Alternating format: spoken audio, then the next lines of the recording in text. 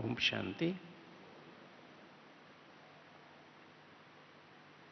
हमारे सभी के अति प्रिय मीठे बाप दादा ने समय समय पर हमें अमृत वेले के बारे में बहुत कुछ बातें बताई हैं कि अमृत वेले का क्या महत्व है। तो आज हम आपसे हमारा अमृत वेला पावरफुल कैसे बने, अर्थात अमृत वेले के समय कैसे हम बाबा से सर्व प्राप्तियां कर सकें, कैसे हम सर्वशक्तियां बाबा से प्राप्त कर सकें और अपने जन्म जन्मांतर के जो विकर्म हैं, पाप कर्म हैं, उन्हें कैसे भस्म कर सकते हैं पावरफुल अमृत वेला के द्वारा। तो पहले तो अमृत वेला क्या होता है, पावरफुल अमृत वेला क्या होता है, वैज्ञानिक विधि से अगर देखें तो इसका क्या महत्व है, क्या इसकी सारी बातों पर हम गहराई से चिंतन करेंगे। इससे पहले हम एक बार दोबारा से 2 मिनट के लिए अपने मन बुद्धि को एकाग्र कर लें, अपने मोबाइल अगले 45 मिनट के लिए स्विच ऑफ कर दें, ताकि हम इस बात पर बहुत ही गहराई से, क्योंकि ब्राह्मणों का सबसे बड़ा, सबसे इंपॉर्टेंट निशानी या मर्यादा कहें तो अमृत वेला है। वो कैसे हमारा एक्यूरेट हो, तो उसके ऊपर हम आज गहराई से, बहुत गहराई से चिंतन करेंगे। चलिए सभी 1-2 मिनट के लिए फिर दोबारा से वाइट लाइट में ही अपनी मन बुद्धि को एकाग्र कर लें।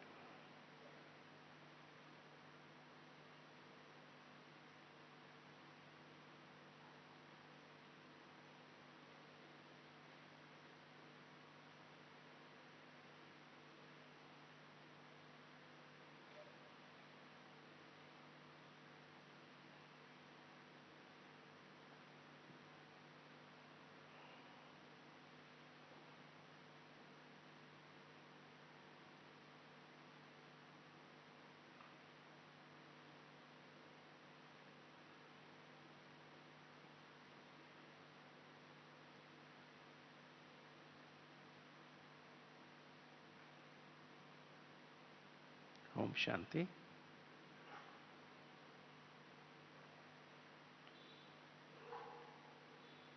पावरफुल अमृत वेला। अमृत वेला शब्द ही निशानी है। वेला माना समय, अमृत माना नेक्टार, अमृत। तो ये समय बाबा से या परमात्मा शिव से हम आत्माओं पर अमृत बरसता है। अमृत अर्थात जो बाबा के पास खजाने हैं, ज्ञान खजाना है, पवित्रता है, शांति है, रूहानी प्यार है, अतीन्द्रिय सुख है, आनंद है, शक्तियां हैं। ये जो बाबा के सर्व खजाने और सर्व शक्तियां हम पर बरसती हैं। तो अमृत वेला जो समय है, ये सब चीज, अगर हम कहें ना, ब्राह्मणों के 4 नियम और 4 मर्यादाएं हैं। सबसे पहला नियम यही है, सबसे पहली मर्यादा यही है। कहा जाता, बाबा भी समय समय पर मुरली पे कहते हैं, दो बातें जो बच्चे करते हैं, वो बाबा की नज़र में हमेशा रहते हैं। एक तो जो अमृत वेला कभी मिस नहीं करते हैं, और दूसरा जो मुरली कभी मिस नहीं करते हैं। अगर हम देखें तो अमृत वेला आत्मा का स्नान है और मुरली आत्मा का भोजन है। अगर थोड़ा सा हम इसको वैज्ञानिक रीति से देखें कि अमृत वेले का जो समय है, जब हम अमृत वेला कौन कर सकता है, एक्यूरेट अमृत वेला कौन कर सकता है?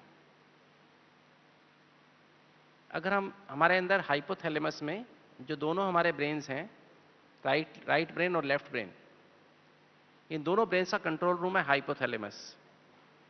उसको हम ब्रेन ऑफ द ब्रेन्स भी कहते हैं, अर्थात दोनों ब्रेन का कंट्रोल रूम है। और उस हाइपोथैलेमस में एक घड़ी लगी है, जिसे हम जैविक घड़ी कहते हैं या बायोलॉजिकल क्लॉक कहते हैं। उस घड़ी में सोने का समय, उठने का समय निश्चित है, राधा हर कार्य करने का समय निश्चित है। मेडिटेशन करने का समय, सैर करने का समय, नाश्ता करने का समय, घर या ऑफिस में बहुत अच्छी तरह से काम करने का समय, लंच करने का समय, डिनर करने का समय, उसमें हर चीज निश्चित है। अगर हम उस घड़ी को फॉलो करते हैं, हमने अधिकतर अमृत वेले में क्या होता है, जैसे हम देखते हैं अमृत वेले में लोगों को नींद आती है। अगर हम यहाँ बैठ के मेडिटेशन जब कराते हैं कई बार तो देखते 50% लोगों को नींद आ जाती है, सो जाते हैं लोग, या अर्ध निद्रा की अवस्था में होते हैं, या मेडिटेशन करते करते सो जाते हैं। ऐसा क्यों होता है? अमृत वेला अगर हम देखें तो हमारे अंदर जो क्लॉक है, हमारे अंदर जो घड़ी है हाइपोथैलेमस में, वो घड़ी के अनुसार हमको सभी को 10 बजे तक सो जाना चाहिए। और सोने के पहले क्या क्या जरूरी है हमारा, अगर हम ठीक ढंग से नींद हमें गहरी आए। हमें नींद क्यों आती है सुबह सुबह उठ करके? अगर हमें 6 घंटा हम गहरी नींद कर लें, एक मनुष्य के लिए लगभग 6 घंटा नींद आवश्यक है। उनके लिए जो अभी शुरुआत कर रहे हैं राजयोग की, जो सच्चे योगी पक्के योगी बन गए, उनके लिए 4 घंटा नींद भी बहुत होती है। जरूरी ये कहते हैं ना आजकल 8 घंटा सोना चाहिए, 10 घंटा सोना चाहिए। क्वांटिटी ऑफ स्लीप की आवश्यक नहीं है, क्वालिटी ऑफ स्लीप की आवश्यकता है। आप सभी को पता हो, अगर हमारे ब्रेन में 4 रिदम्स होती हैं, जब हम आंख खोल के बैठते हैं तो हमारी ब्रेन की रिदम बीटा रिदम होती है। बीटा रिदम माना हमारे ब्रेन में लगभग 13 से 18 बार हमारे ब्रेन की वेव्स ऐसे करती हैं 1 सेकंड में। और संकल्पों के हिसाब से गिने तो 13 से 18 हमारे संकल्प 1 मिनट में चलते हैं। और जब हम आंखें बंद कर लेते हैं तो 8 से 12 बार हो जाता है। और जब हम थोड़ा रिलैक्स और शांत गहरे में चले जाते हैं तो 4 से 7 बार हो जाता है। और जब हम बहुत गहरी नींद में होते हैं तो हम वो 4 से कम, जिसे डेल्टा रिदम कहते हैं, उसमें चले जाते हैं। और डेल्टा रिदम की नींद जो होती है वो बहुत गहरी नींद होती है, रिलैक्सेशन वाली नींद होती है। उस नींद को हम सो के फ्रेश हो जाते हैं। वो ऐसी नींद होती है उसमें हमें को उठा के यहां से वहां रख दे तो हमें पता ना लगे। और डेल्टा रिदम की नींद को हम फरिश्ता स्थिति भी कहते हैं। उसमें आप कभी आपने देखा हो सपने जब आते, कैसे सपने आते हैं? हम कहीं से कहीं उड़ जाते हैं, कहीं से कहीं पहुंच जाते हैं, कैसे मुड़ जाते हैं, जो सिर्फ फरिश्ते ही कर सकते हैं, आम आदमी नहीं कर सकता है। हम नींद में सपनों में अनुभव करते हैं नहीं करते हैं? तो इतना हम रिलैक्स, और वो नींद लेने के बाद हम एकदम फ्रेश हो जाते हैं। तो ये जो हमारी जो अगर ये देखने में आया कि जब भी हमें जो भी नियम मर्यादाएं मिली हैं, या दुनिया में कहते हैं बिलीफ सिस्टम्स, हमारे जो बिलीफ सिस्टम्स बने हुए हैं, अब ब्राह्मणों के बिलीफ सिस्टम बन गए, हमें अमृत वेला मिस नहीं करना चाहिए, हमें मुरली मिस नहीं करनी चाहिए, हमारे कुछ मर्यादाएं हैं, उन मर्यादाओं में हमें चलना चाहिए, राइट? सोने के पहले सच्चा सच्चा पोता मेल, हमें बाबा को हर बात बतानी चाहिए।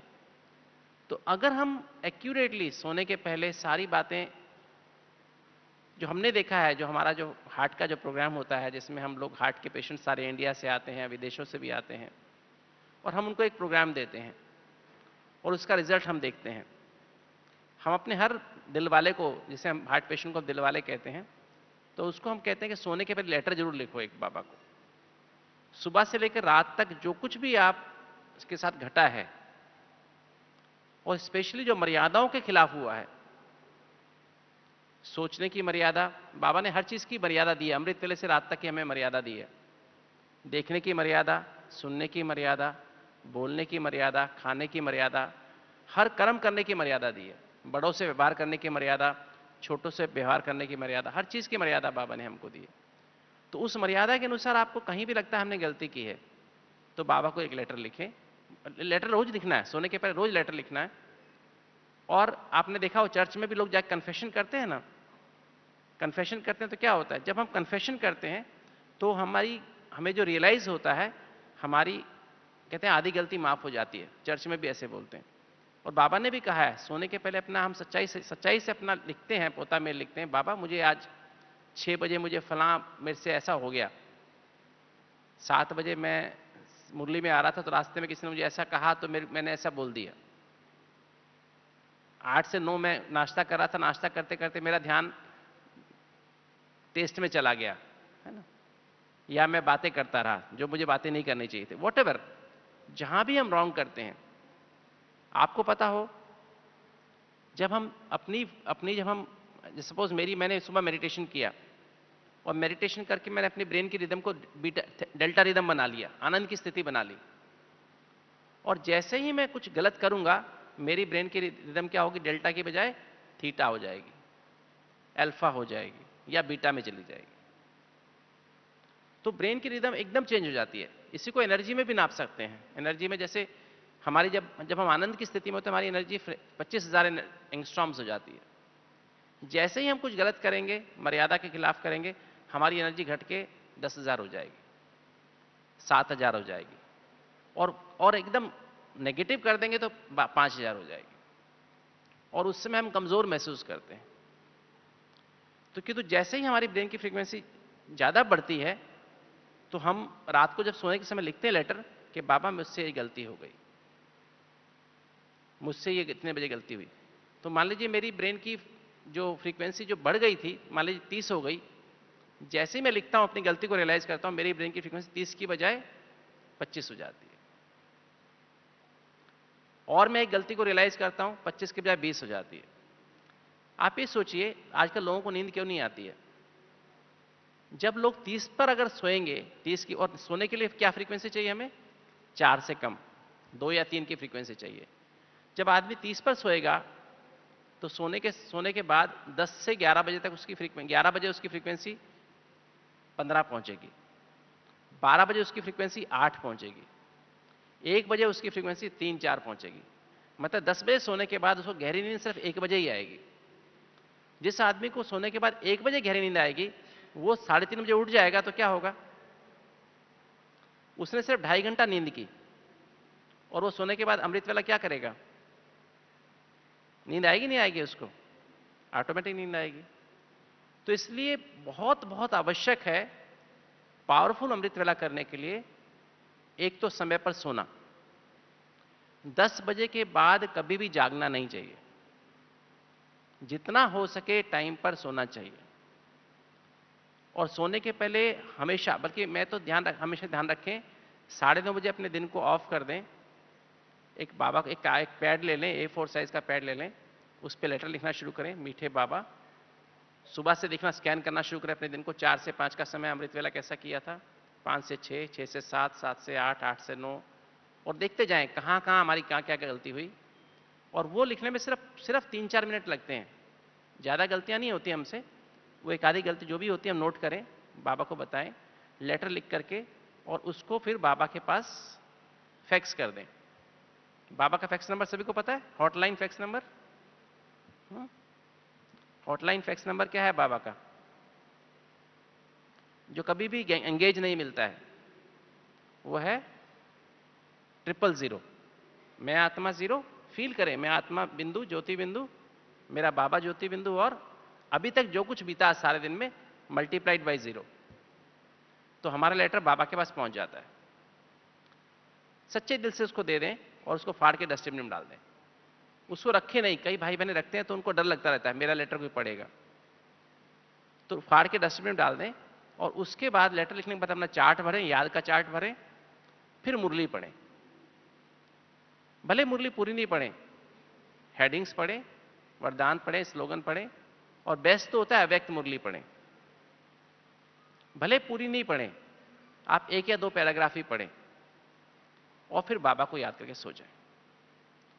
ये प्रोसेस करने से, अगर आपकी ब्रेन की फ्रीक्वेंसी सोने के पहले 30 थी, तो ये प्रोसेस करने से ही आपकी ब्रेन की फ्रीक्वेंसी 3-4 हो जाती है, और एकदम आपको ऐसी गहरी नींद आती है, एकदम आप दुनिया से कट ऑफ हो जाते हैं। अगर आप इस तरह से नींद करके सोते हैं, इस तरह से ये प्रोसेस करके सोते, 4 बातें करके सोते हैं, क्या क्या, लेटर लिखना, चार्ट भरना, मुरली पढ़ना, और 2 से 3 मिनट बाबा को याद करके सोना, तो क्या होगा, एकदम आप गहरी नींद में जाएंगे। और 10 से 12 की पहली नींद की साइकिल में आपको 10 मिनट ही सपने आएंगे। 120 मिनट की साइकिल में आपको 110 मिनट गहरी नींद आएगी। अगर आप ये प्रोसेस नहीं करके सोते हैं तो आपको सारा टाइम ही सपने आते रहेंगे या विचार चलते रहेंगे, और आप जरा भी फ्रेश फील नहीं करेंगे। 12 बजे तक आपको ऐसे ही चलता रहेगा। 110 मिनट की गहरी नींद आपके लिए बहुत आवश्यक है, इसलिए 10 से 12 की नींद बहुत बहुत आवश्यक है। फिर 12 से 2 की नींद में आपको क्या होगा, 30 मिनट सपने आएंगे, 90 मिनट गहरी नींद आएगी। और फिर 2 से 4 की नींद में 50 मिनट सपने आएंगे और 70 मिनट गहरी नींद आएगी। अगर आप 3:30 या 4 बजे उठते हैं और सोने के पहले अपने आप को टाइम कर दें कि मुझे इतने बजे उठना है, फिर अलार्म की आवश्यकता नहीं है। 3:30 बजे आपने बोल दिया अपने आप को कि मुझे 3:30 उठना है, आपको 3:29 में आपकी आंख खुल जाएगी बिना अलार्म के। गीत बाद में बजेगा। हमने बहुत बार देखा है कि हम गीत बाद में बजता है, हम उससे पहले उठ जाते हैं। चाहे ट्रेन में हो, चाहे हम कहीं भी हो, प्लेन में हो, घर में हो, हॉस्पिटल में हो, हमारी अगर हम 1 बजे भी पेशेंट देख के सोए तो हम अपने आप 3:30 बजे आंख खुल जाएगी, एक्यूरेट। सिर्फ अपने आप को टाइम करके सोते हैं और फिर उठ के गुड मॉर्निंग करके जैसे बाबा से, और ये पहले 20 मिनट, उठने के बाद पहले 20 मिनट। अगर 3:30 पे उठे तो 3:30 से 3:50 तक का समय, जो पहले पहले संकल्प बहुत इंपॉर्टेंट है। ये जो पहले संकल्प हैं, तो पहले उठते ही बाबा गुड मॉर्निंग करके हम लोग प्रोसेस में बैठ जाएं। ब्रुश करके, भले हम ब्रुश करें, ब्रुश करने से भी पहले हम 5 मिनट मेडिटेशन कर लें बैठ के, और उसके बाद ब्रुश वगैरह करके फ्रेश होकर के, और अच्छे से सुस्ती ना रखें, मुंह हाथ धो लें, सिर में भी थोड़ा पानी लगा लें और ब्रुश कर लें और अच्छे से रब करके, और फिर अच्छे से तैयार होकर बैठें। हो सके तो ड्रेस बदल के बैठें। ये इसलिए मैं कह रहा हूं ताकि सुस्ती निकल जाए, क्योंकि हमारे स्पेशली फेस पर, हमारे मुंह के अंदर, कानों के पास काफी अवेकनिंग फाइबर्स होते हैं, जो हमें जगाने वाले फाइबर्स होते हैं, जो हमें जागृत करने वाले होते हैं। कई बार मैं देखा, कई बार हम लोग उठते हैं ऐसे ही बैठ जाते हैं, कई भाई बहन, फिर इसलिए नींद आती रहती है। और ये समय सबसे इंपॉर्टेंट समय है अमृत वेले का। जिसने ये मिस किया उसका सारा दिन खराब हो जाता है, क्योंकि ये समय हमारे जो ब्रेन है, हमारे अंदर एक हार्मोनल ऑर्केस्ट्रा है। उसमें मैंने बताया 2 ब्रेन्स के बीच में कंट्रोल रूम, हाइपोथैलेमस, उसके नीचे पिट्यूटरी ग्लैंड और उसके पीछे पीनियल ग्लैंड। हाइपोथैलेमस हमारा दोनों ब्रेन का कंट्रोल रूम है, उसके नीचे पिट्यूटरी ग्लैंड सारी बॉडी की मास्टर ग्लैंड है। जितने बॉडी में हार्मोन निकलते हैं उन सबकी मास्टर ग्लैंड है। ये एक तरह का म्यूजिक है। और उसके नीचे थायराइड ग्लैंड है हमारी। थायराइड ग्लैंड हमारी एनर्जी का मीटर है। उसके पीछे पैराथायराइड ग्लैंड है, जो कि हमारी हड्डियों में कितना कैल्शियम होगा उसका मीटर है। हड्डियां खोखली हो जाएंगी या कैल्शियम, हमारी हड्डियां मजबूत होंगी। फिर हमारा पेनक्रियाज है, हमें डायबिटीज की बीमारी होगी कि नहीं होगी और कब होगी इसका मीटर है। और उसके नीचे हमारी एड्रिनल ग्लैंड्स हैं। जीवन में जितने चैलेंज हमारे सामने आते हैं, जितनी स्ट्रेस आती हैं, तनाव आते हैं, हमारे सबके जीवन में प्रेशर्स होते हैं, चैलेंज होते हैं।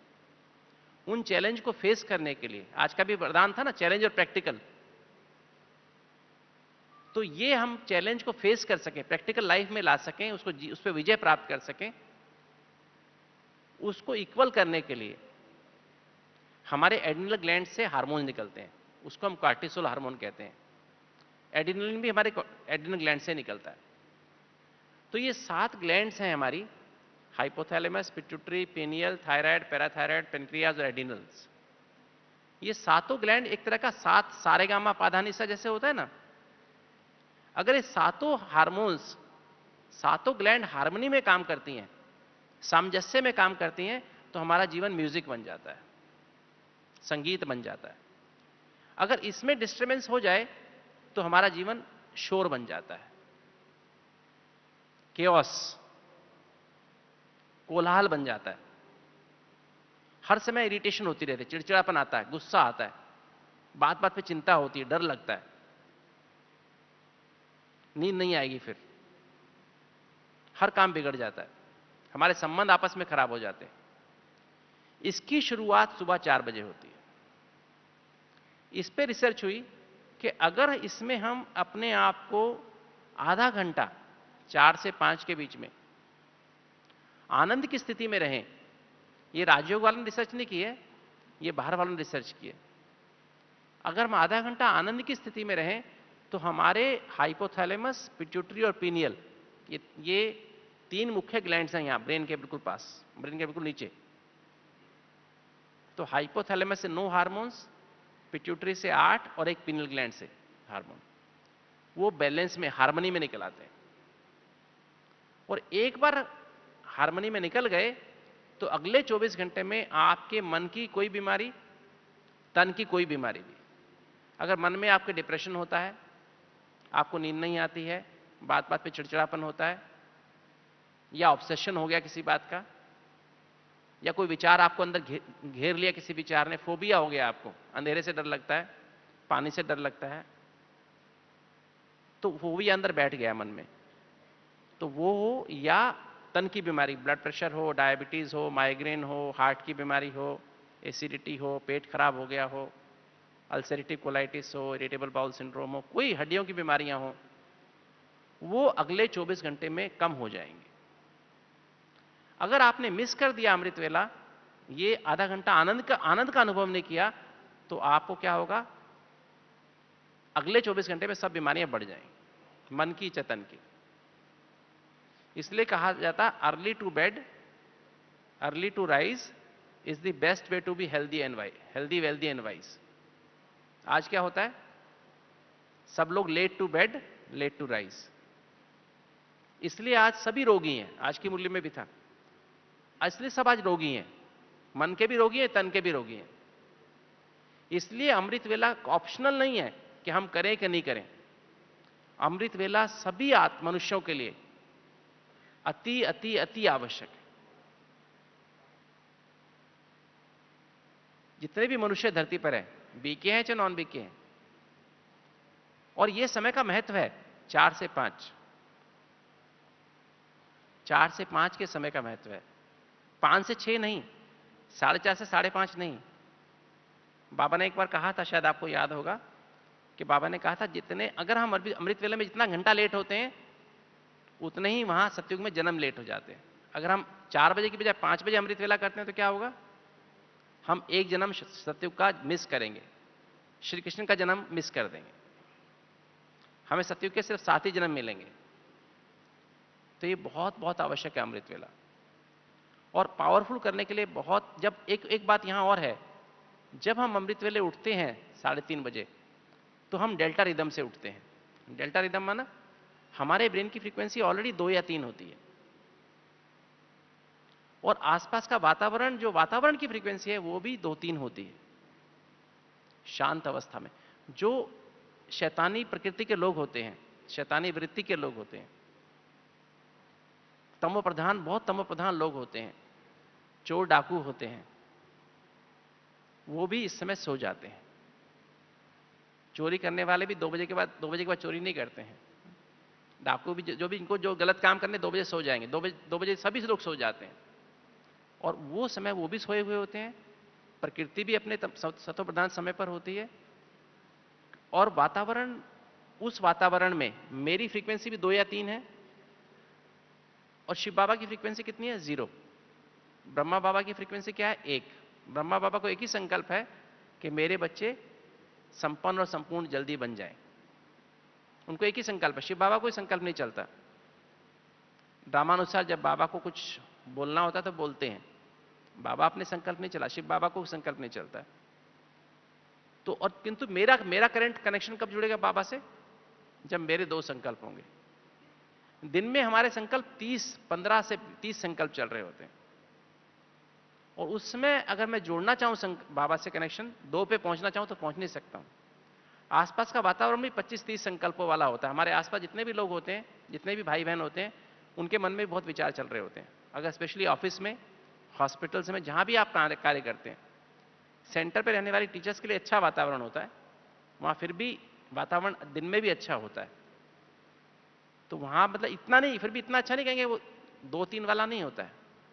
जब हम नींद से उठते हैं तो हमारी फ्रीक्वेंसी ऑटोमेटिक ही 2-3 होती है। और शिव बाबा को गुड मॉर्निंग करना माना, गुड मॉर्निंग करना मतलब याद करना। गुड मॉर्निंग खाली गुड मॉर्निंग करने का मतलब गुड मॉर्निंग नहीं है। बाबा ने एक बार कहा था, गुड मॉर्निंग करने का मतलब गुड मॉर्निंग नहीं है। गुड मॉर्निंग माना बाबा को उठते ही याद करना।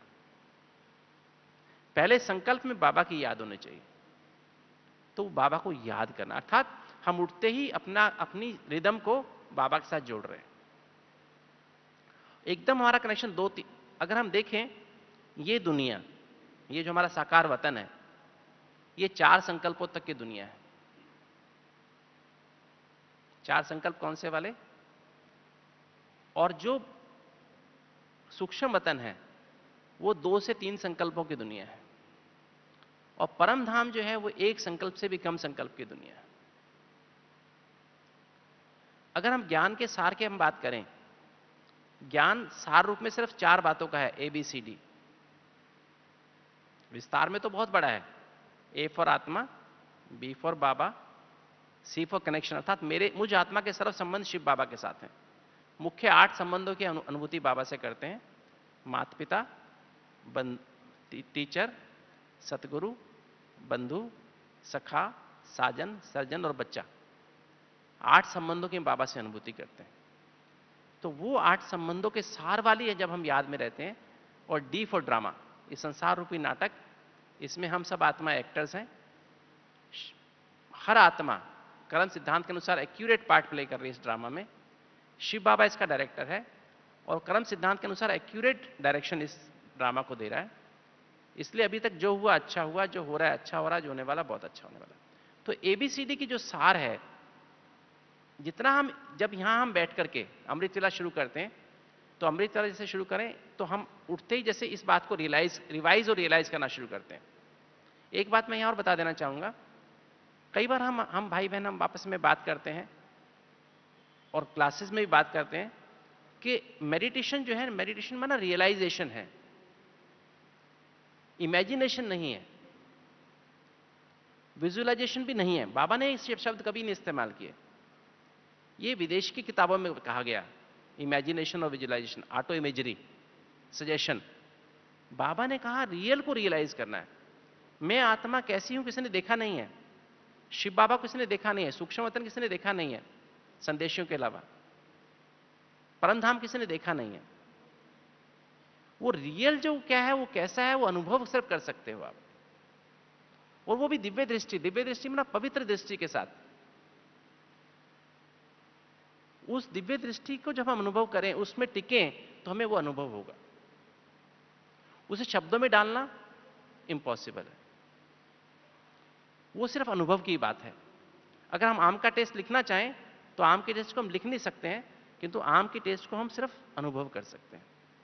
इसी तरह से हमें बहुत गहराई से उसको जितना हम रिवाइज करते जाते हैं, इसको बाबा की मुरली के पॉइंट्स का मनन, चिंतन, मंथन, सिमरण करते जाते हैं, या ABCD को ही हमें और कुछ मुरली का पॉइंट याद नहीं है, खाली ABCD को हम रिवाइज और रियलाइज करते जाएं, मैं ये हूं, इसकी हूं, मेरा उससे ये संबंध है, और D फॉर ड्रामा, तो उतना ही हमारे थॉट स्पीड कम। मान लीजिए मेरी अभी थॉट स्पीड 15 है, जितना इसको मैं गहराई से रिवाइज और रियलाइज करता हूं, उतना मेरी फ्रीक्वेंसी कम होती जाती है।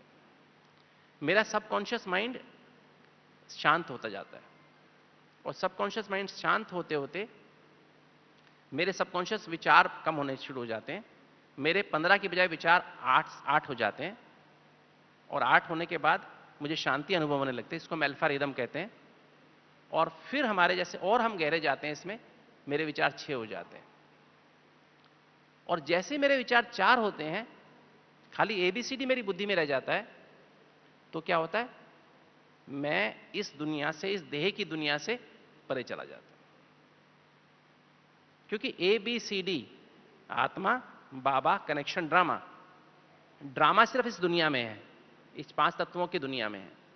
ड्रामा सूक्ष्म वतन में नहीं है। जो हुआ अच्छा हुआ, जो हो रहा है अच्छा, जो होने वाला बहुत अच्छा, ये अंदर से जब हमारी मनसा एक्सेप्ट कर लेती है गहराई से, तो हम सूक्ष्म वतन में पहुंच जाते हैं। सूक्ष्म वतन का मतलब क्या है? सूक्ष्म वतन का मतलब है शुद्ध बुद्धि, शुद्ध मन, शुद्ध संस्कार। पवित्र बुद्धि, पवित्र मन, पवित्र संस्कार। और दिव्य बुद्धि रूपी लिफ्ट, बाबा आपने सुना होगा, बाबा ने समय समय पर बाबा कहता है, जैसे ही बाबा हम बच्चों को शूद्र से ब्राह्मण का जन्म देता है, दिव्य जन्म हमारा होता है, बाबा हमें दिव्य बुद्धि रूपी लिफ्ट गिफ्ट में दे देता है। अर्थात पवित्र बुद्धि रूपी लिफ्ट हमें गिफ्ट में दे देता है। ये लिफ्ट हमें 1 सेकंड में, जैसे ही हम पवित्र संकल्प करते हैं, हम सूक्ष्म वतन में बाबा की गोद में पहुंच जाते हैं। तो सूक्ष्म वतन का मतलब कुछ और नहीं है। सूक्ष्म वतन का मतलब है पवित्र बुद्धि, पवित्र मन। किसका? शिव बाबा जब ब्रह्मा के तन में आते हैं तो सबसे पहले सूक्ष्म वतन की स्थापना करते हैं। सूक्ष्म वतन की स्थापना माना एक ब्रह्मा के मन बुद्धि को पवित्र उसमें ये डाल करके, ये विचार डालते हैं साक्षात्कार करा के, और पवित्र संकल्प पैदा करते हैं। और फिर ब्रह्मा बाबा उस पवित्र बुद्धि और पवित्र मन को यूज करके अपने संस्कारों को पवित्र बना लेते हैं। तो पवित्र जब संपूर्ण हो जाते हैं तो वहां पर सूक्ष्म वतन, जैसे ये सूक्ष्म वतन है जो कि जिसमें हमको जाना है, और ये बाबा की गोद है। ये बाबा की गोद है। जब भी हमारी पवित्र बुद्धि, पवित्र मन होता है, हम अपने मन को उस एफर्ट से हम बाबा की गोद है ऐसा फील करते हैं जैसे बाबा की गोद में पहुंच गए। और जैसे हमारे विचार दो, जब हम ऊपर पहुंच जाते हैं, 2 विचार, 3 विचार माना सुख, अतिंद्रिय सुख की अनुभूति, और 2 विचार माना आनंद की अनुभूति। मैं बाबा का, बाबा मेरा। ये रियल फीलिंग होती है अंदर से। कई लोगों को बाबा की गोद अनुभव होती है, कई लोगों को सिर्फ बाबा से बात करते हुए अनुभव होता है। आप अगर खुद को देखेंगे, जो अच्छे पुरुषार्थी हैं उनको समझ होगी, वो फील भी करते होंगे, वो बाबा को अनुभव, बाबा को सामने देखते नहीं है किंतु बाबा से बात कर रहे हैं, बाबा संकल्पों से बातचीत चलती है। ऐसा ठीक है कि नहीं है? जो बाबा को देखते हैं वो हाथ उठाओ। हाँ, पर सभी नहीं बाबा को देखते हैं, किंतु बातें जो करते हैं वो हाथ उठाओ। बातें बहुत लोग करते हैं, ठीक है। तो ये जो है कि कुछ आत्माओं का पार्ट है बाबा को देखने का, कुछ आत्माओं का पार्ट है सिर्फ बात करने का। बात करना माना क्या है? मेरे विचार, जब मेरे विचार 2 हो जाते हैं तो मेरे विचार बाबा तक पहुंचते हैं और बाबा के विचार मेरे तक पहुंचते हैं। इसे कहते हैं बाप से रू रिहान। तो वो थॉट स्पीड कम होने पर हम अनुभव कर सकते हैं। तो इसमें हमें बाबा की गोद अनुभव होती है। एक जो विचार करेंगे बाबा से तुरंत वापस मेरे मन में आएगा। बच्चे ऐसे नहीं, बाबा मैं ऐसे कैसे करूं? बच्चे ऐसे करो। बाबा मैं ऐसे, ये बात है, बच्चे अभी थोड़ा वेट करो। बाबा मैं, ये मेरे को ये फीलिंग होती है, बच्चे ये ठीक नहीं है। ऐसे बहुत ही सार रूप में बाबा से हमें आंसर मिलते हैं। बाबा मैं ये काम करूं? नहीं बच्चे अभी रुक जाओ। तो हर चीज की बाबा से टचिंग जैसे आपको अंदर से आती है, किंतु कब होगा? जब आपके 2 विचार होंगे। फिर जब हमारे मन में कोई प्रश्न हो, जब हम बाबा के पास सूक्ष्म वतन में पहुंच जाते हैं, तो सूक्ष्म वतन में पहुंच करके हम बाबा से बातचीत करते हैं। ऐसे जो सारे दिन में घटना घटी कल, या कोई हमारे मन में विचार था लौकिक के बारे में, अलौकिक के बारे में, परिवार के बारे में, या मेरे मन में कोई, बाबा ने कल मुरली में पॉइंट्स बताए थे, मुझे क्लियर नहीं हुआ था, मैं बाबा से पूछता हूं बाबा आपने ये बात कही मुझे समझ नहीं आई। बाबा आप कहते हो आप मिश्री के पहाड़ हो, है ना, आप स्वीटेस्ट हो, स्वीटेस्ट से स्वीटेस्ट हो, उसका मतलब क्या है ना? बाबा आप ये कहते हो मुझे ऐसा बनना है, मैं कैसे स्वीट बनूं इतना? मैं तो नहीं बन पाता, मैं तो फिर भी कभी कभी ऐसा हो जाता है, तो क्या करूं? तो बाबा फिर उसको क्लियर कर देते हैं। तो ऐसा हम बाबा से बातचीत कर सकते हैं, राइट? वो सूक्ष्म वतन में करते हैं। फिर जब हम बाबा से ये बात करते करते मगन हो जाते हैं, तो हमारा ये भी मैं बाबा का, बाबा मेरा, खाली बाबा रह जाता है। हम बाबा के लव में लवलीन हो गए। और जब ऐसी स्थिति होती है तो थोड़ी देर में हम लोग कहां पहुंच जाते हैं? परम धाम में पहुंच जाते हैं। और परम धाम में क्या होता है? थॉट्स चलने बंद हो जाते हैं, विचार चलने बंद हो जाते हैं, वहां विचार नहीं आते हैं। वो ये दुनिया जो सूक्ष्म वतन है, वो उसमें संकल्पों की दुनिया है। ये दुनिया आवाज की दुनिया है, वो संकल्पों की दुनिया है। और सूक्ष्म वतन, परम धाम, थॉटलेस वर्ल्ड है। वहां हर चीज को फुल स्टॉप लग जाता है। ऐसा नहीं है कि कई लोग समझते हैं जाके बिंदु नजर आएगा हमको, शिव बाबा नजर आता है। वो इमेजिनेशन होता है, विजुअलाइजेशन होता है, रियलाइजेशन नहीं है। बाबा हमको वहां जाके, हमारे विचार कम हो जाते हैं। आप में से कितने लोगों को बिंदु नजर आता है या लाल रंग का परम धाम नजर आता है? वो ऐसा नहीं होता है। आपके विचार एकदम कंट्रोल हो जाते हैं, विचार चलने ही जैसे ऑलमोस्ट स्टॉप हो जाते हैं। ये परम धाम की स्थिति है, बीज रूप स्थिति है या विधेय स्थिति है। और उस समय हमारे जो भी हाई फ्रीक्वेंसी मेमोरीज हैं जितने विकारों की मेमोरीज होती हैं, काम की, क्रोध की, लोभ की, मोह की, अहंकार की, और उनके बाल बच्चों की, चिंता की, भय की, शक अनुमान की, दूसरे में दोष निकालने की आदत, बदला लेने की भावना, ईर्ष्या द्वेष की भावना, प्रेशर, जल्दीबाजी करने की भावना, वो सब चीजें जो हमारे अंदर रिकॉर्ड हैं, वो हाई फ्रीक्वेंसी मेमोरीज होती हैं। कोई 25 वाली, कोई 30 वाली, कोई 35 वाली, कोई 40 वाली, कोई 45 वाली, वो फ्रीक्वेंसी डिलीट होने लगती हैं। कितनी देर हम टिकते हैं उसमें, उस पर डिपेंड करता है। तो परम धाम, ये जो सुबह सुबह का अमृत वेले का समय है, यही विक्रम विनाश होने का समय है। दिन में अगर आप कितना मर्जी कोशिश करना चाहो, विक्रम विनाश नहीं हो पाते, आप उस स्थिति में पहुंच ही नहीं सकते हो। किंतु ये भी कौन कर पाएगा, पावरफुल अमृत वेला कौन कर पाएगा, जो सारा दिन, पिछले सारा दिन बाबा की श्रीमत पे चला हो। एक्चुअली अमृत वेला इनाम है किसका, पिछले दिन की श्रीमत पर चलने का। आपने देखा होगा, अगर हमसे कोई गलती होती है सारा दिन में, अमृत वेला जब बैठते हो, बाबा के पास जाते हो, पहली बात तो बाबा के पास ही नहीं पहुंच पाते हैं।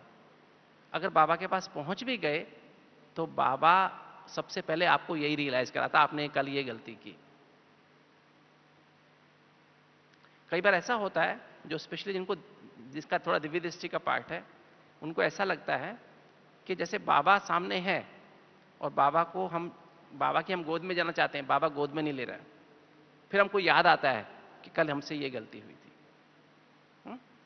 मैं आपको ये सूक्ष्म जो अपने जो मतलब हम लोग बातचीत करते हैं ना बाबा से, वो वाली बातें बता रहा हूँ। बहुत सारे भाई बहनों की बातें बता रहा हूँ, जो भाई हमें आके डिस्कस करते हैं ना, कई भाई बहन अपने पुरुषार्थ की बातें डिस्कस करते हैं, तो वो मैं बाबा से आपसे शेयर कर रहा हूँ।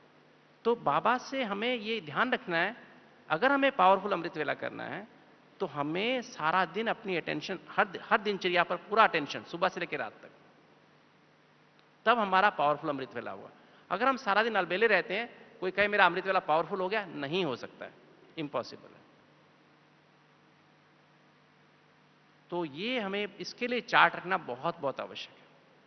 इसलिए 4 नियम और 4 मर्यादाएं, इस पे पूरा पूरा अटेंशन चाहिए। एक तो नियम अनुसार कभी भी सच्चे ब्राह्मण की निशानी क्या है, अमृत वेला, पावरफुल अमृत। कभी भी सच्चा ब्राह्मण कभी अमृत वेला मिस ही नहीं कर सकता। कहीं भी हो, कहां भी हो, बीमार हो, हॉस्पिटल में हो, वो कभी अमृत वेला मिस नहीं करेगा, राइट? क्योंकि अमृत वेला आत्मा का स्नान है। हमें याद है, बाबा की मुरली में आता है बहुत बार, बाबा का क्या कार्य है, बाबा धोबी भी है, मूत पलीति कपड़ धोए, ऐसे आता है ना बाबा का ग्रंथ, गुरु ग्रंथ साहब में भी आता है। तो मूत पलीति कपड़ धोए का मतलब क्या है, आत्मा के जो कपड़े हैं, आत्मा के कौन से कपड़े हैं, मन बुद्धि संस्कार, ये 3 सूक्ष्म कपड़े हैं, और तीनों मैले हो गए, मूत पलीति हो गए। इसमें कैसी कैसी बातें भरी पड़ी हमारे मन में, कैसी कैसी बातें, कैसे विकारों की बातें नहीं भरी हुई हैं, बुद्धि में भी, मन में भी, संस्कारों में। संस्कार माना आदतों में हमारी कैसी आदतें बन गई हैं। तो बाबा आके हमारे मन बुद्धि संस्कारों को स्वच्छ बनाते हैं। कैसे, किस समय, अमृत वेले के समय। तो ये जो है, हमें हमारे मन बुद्धि संस्कारों को स्वच्छ बनाने का समय अमृत वेला है। किंतु सबसे इंपॉर्टेंट चीज है कि हमें ध्यान रहे कि ब्राह्मण कभी बिना स्नान के कुछ भी कार्य नहीं करते, तो हमें कभी भी अमृत वेला हम मिस नहीं कर सकते। दूसरी बात, 4 से 5 अमृत वेला करने के बाद फिर 5 से 6 और 6 से 7, फिर 7 से 8 मुरली। तो 4 से 8 का समय जो है, क्योंकि जब हम आधा घंटा उठने के बाद, जैसे हम उठने के बाद, हम आधा घंटे के बाद हमारी एड्रिनल ग्लैंड से कॉर्टिसोल हार्मोन निकलना शुरू हो जाता है, चैलेंज को फेस करने वाला। क्योंकि हमारे मन में विचार चलने शुरू हो जाते हैं, आज हमें ये करना है, आज हमें ये करना है, आज दिन में उससे मिलना है, उससे चलना है, तो कॉर्टिसोल हार्मोन निकलना शुरू हो जाता है। तो हमें 8 बजे तक, और 8 बजे ये हार्मोन पीक पे हो जाता है। पीक पे माना इसकी पीक, इसकी सबसे ऊंचाई पहुंच जाती है।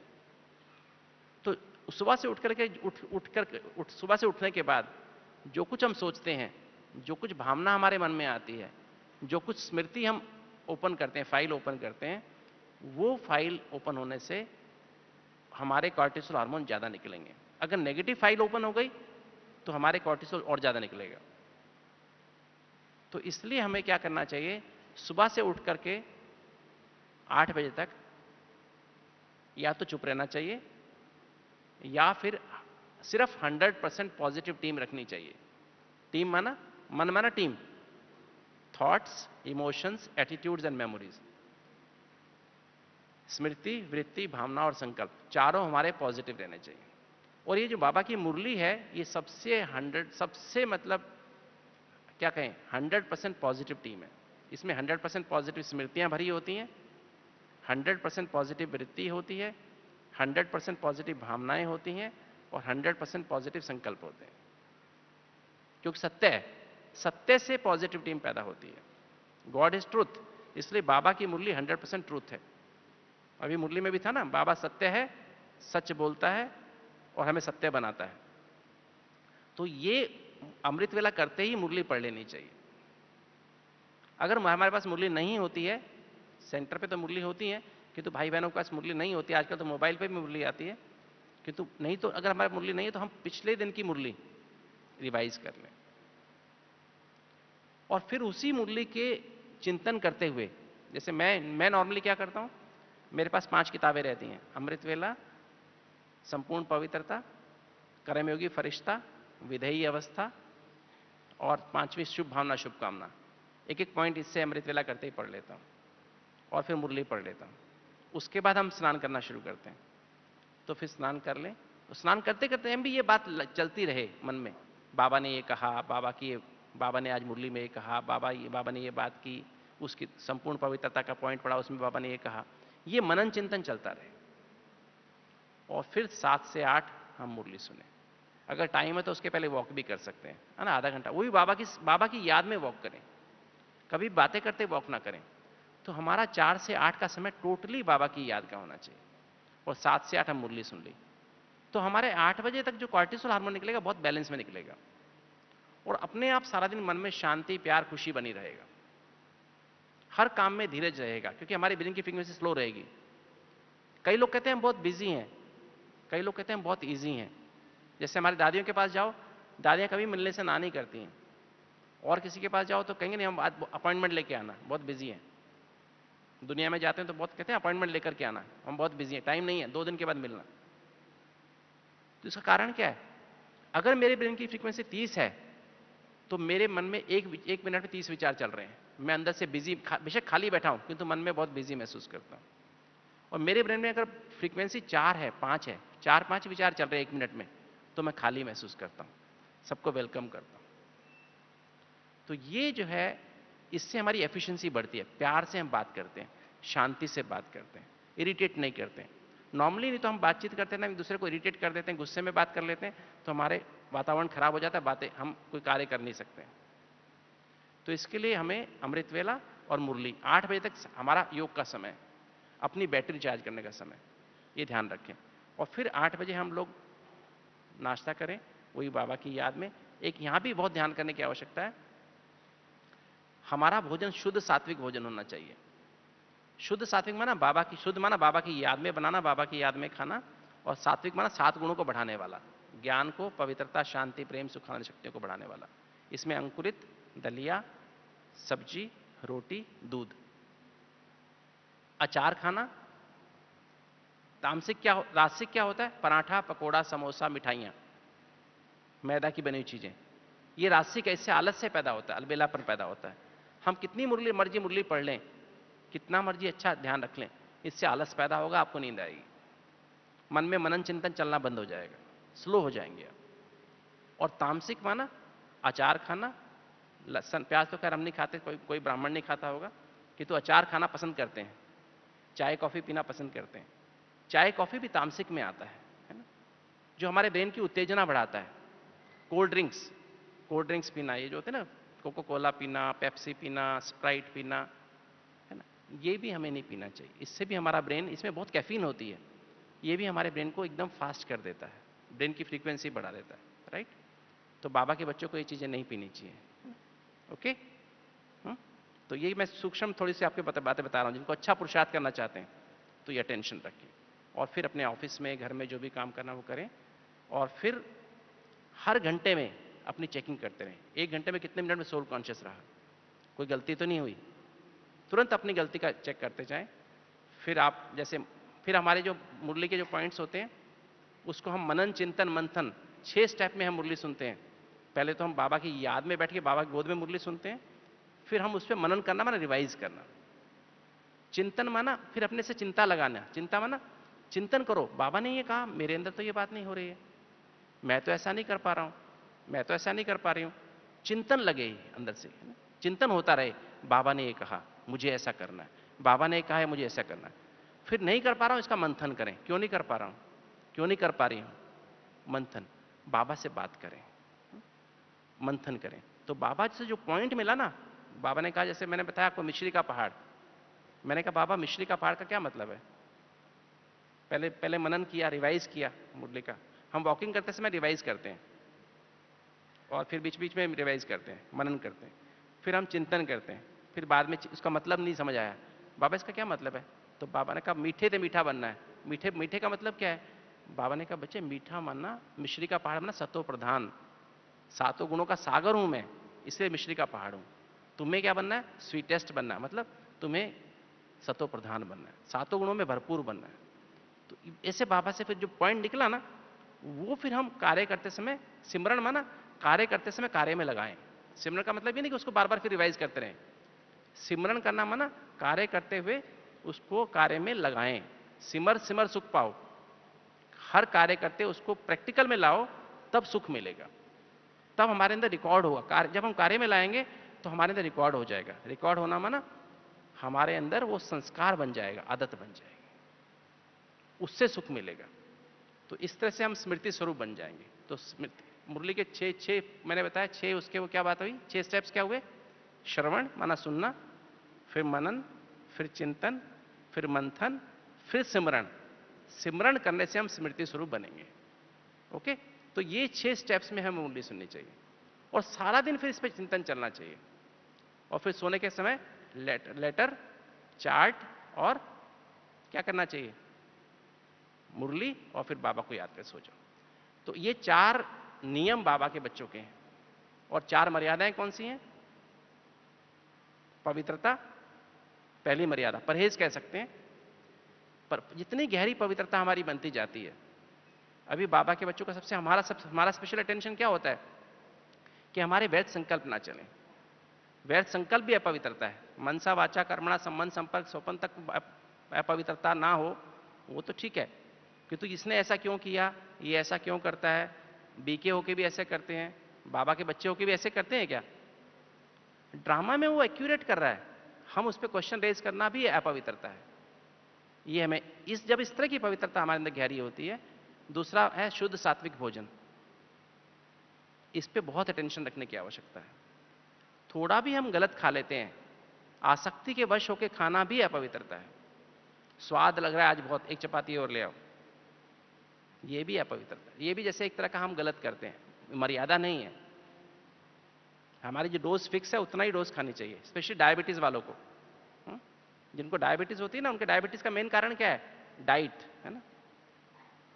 अगर आपने एक रोटी ज्यादा खा ली तो आपका शुगर जो 140 आता था खाने के बाद, आज 200 आएगा। कि भले आपने गोली भी खाई, इंजेक्शन भी लगाया, तो भी 200 आएगा।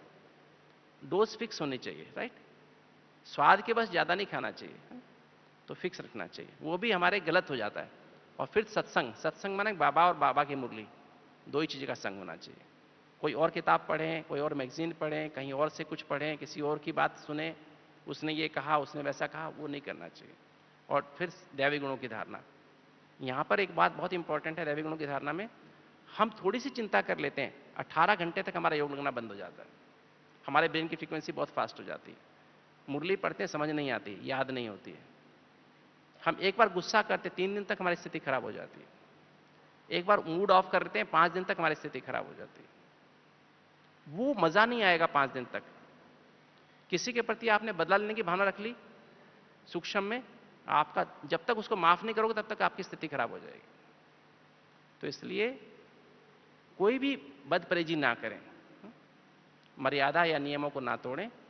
तो जब हम ऐसा करेंगे तो हमारा अगले दिन जो अमृत वेला होगा वो पावरफुल होगा और उसमें हमारे विक्रम विनाश होंगे। और विक्रम विनाश की निशानी क्या है? क्या निशानी विक्रम विनाश की? जिस व्यक्ति को देख करके मुझे दिन में कल गुस्सा आया था, या उस व्यक्ति को देख के मुझे अजीब सी फीलिंग होती है, या उस व्यक्ति को देख के मेरे मन में कोई विचार चलते हैं, आज वो व्यक्ति मेरे सामने आएगा, उसको देख के मुझे याद ही नहीं आएगा इसने कुछ कल मुझे गलत कहा था या गलत किया था। ये निशानी कि मेरा विक्रम उससे विनाश होगा, या एटलीस्ट इंटेंसिटी कम हो जाएगी। कल जितनी थी आज उससे कम हो जाएगा। कल मैं और करूंगा, कल और कम हो जाएगा। तो धीरे धीरे जो हमारा 45 मिनट जो अमृत वेला है, उसमें से कम 30 मिनट हम बाबा की गोद में रहें, 15 मिनट परम धाम में रहें। अभी क्या होता है अधिकतर क्या होता है अभी बाबा के बच्चों को? हम 45 मिनट योग लगाने बैठते हैं, उसमें से 15 मिनट तो 20 मिनट तो लड़ते लड़ते बीत जाते हैं, है ना? और फिर थोड़ा सा जाता है, ऐसे जाते हैं, फिर सूक्ष्म वतन तक पहुंचते हैं, वापस नीचे आ जाते हैं, है ना? और फिर कोशिश करते हैं, फिर जाते हैं। मतलब मुश्किल से 1 या 2 मिनट सूक्ष्म वतन में रह पाते हैं और 1 सेकंड परम धाम में रह पाते हैं। इससे विक्रम विनाश नहीं होते। 15-20 साल 30 साल चलने के बाद भी हम वहीं के वहीं खड़े रहते हैं। तो इसके लिए हमें सतत अभ्यास की आवश्यकता है, खाली सीखने की आवश्यकता नहीं है, हमें उसकी पालना करने की आवश्यकता, सस्टेनेंस की आवश्यकता है, उस बात को सस्टेन करने की आवश्यकता है।